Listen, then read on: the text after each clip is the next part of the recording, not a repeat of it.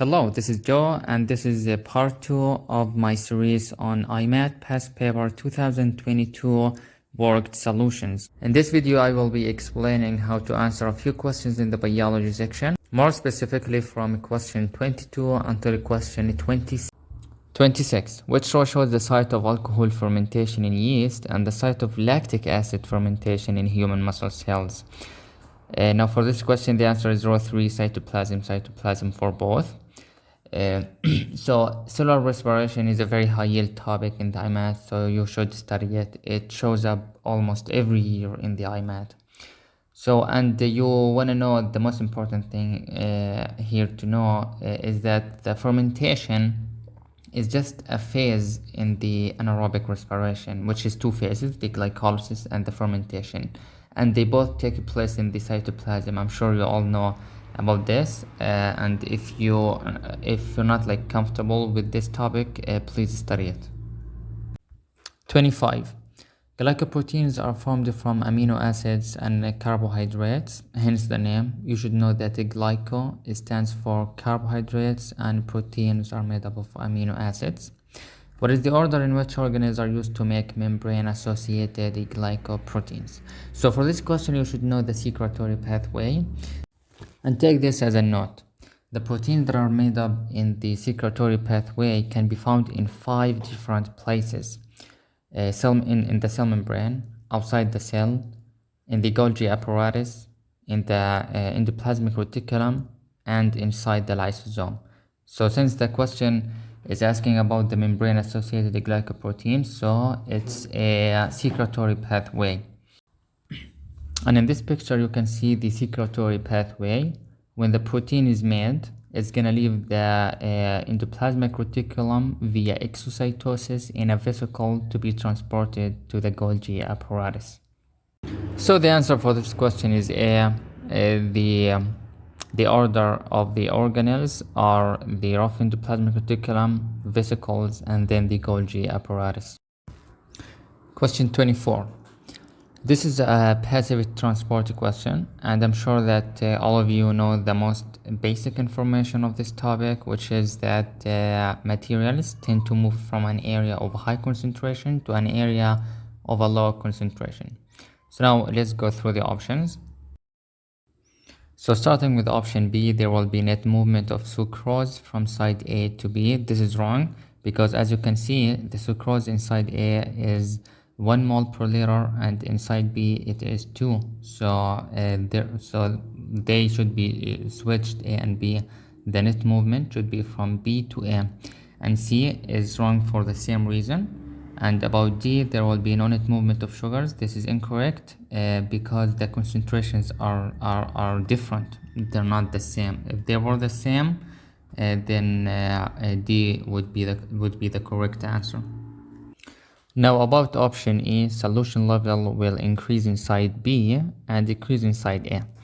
Now in the exam, I wasn't really sure of E, but I was sure 100% of option A, that there will be net movement of maltose from side A to B, because maltose inside A is 2 and inside B is 1. So I was sure 100% of A, and I just chose A, and it was the correct answer. So, question 23.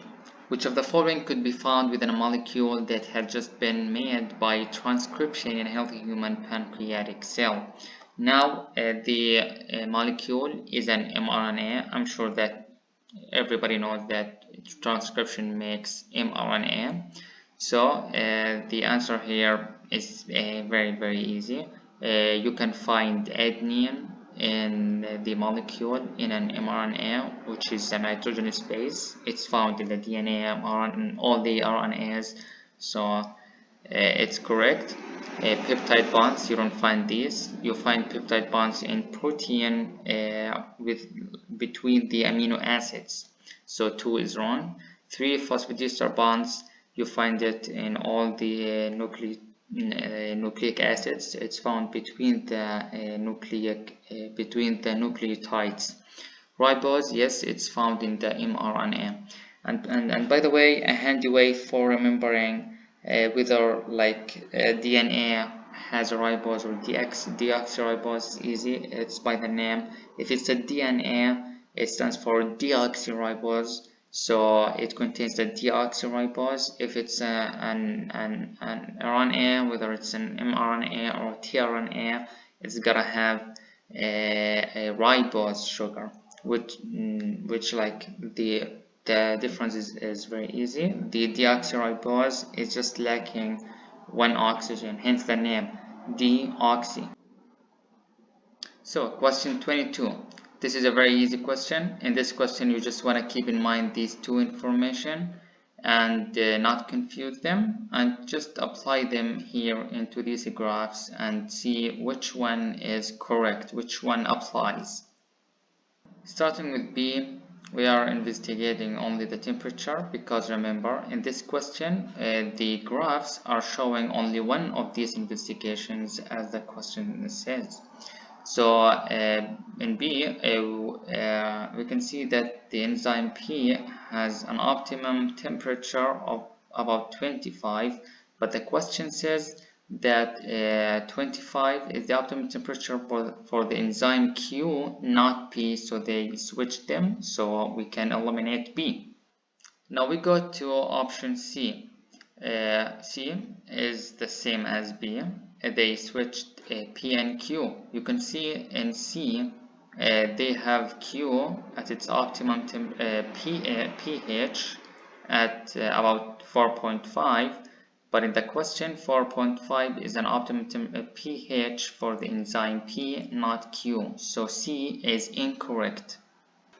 Option D is saying that the enzyme Q has an optimum temperature at about 35, but the question says that it's at 25 Celsius, not 35, so D is wrong.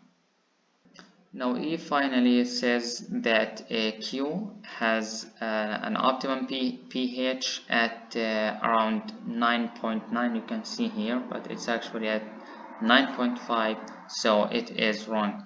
Now if you want to think of it like as an estimate and you want to still think of it as like 9.5, okay, there's another way of looking at E. You can see the graph of the enzyme Q after its optimum temperature. The graph doesn't seem to be decreasing, but it actually seems to be just constant, a straight line, which is not the case for the enzymes. After its optimum temperature or pH, it's always going to decrease. So that leaves us with the option A, which is the correct option, and you can make sure here that the enzyme Q, the graph says that it has an optimum temperature at 25, as the question here 25 Celsius for Q, and the option A says that P has an optimum temperature at 45, so does the question, so it is the correct answer for this question.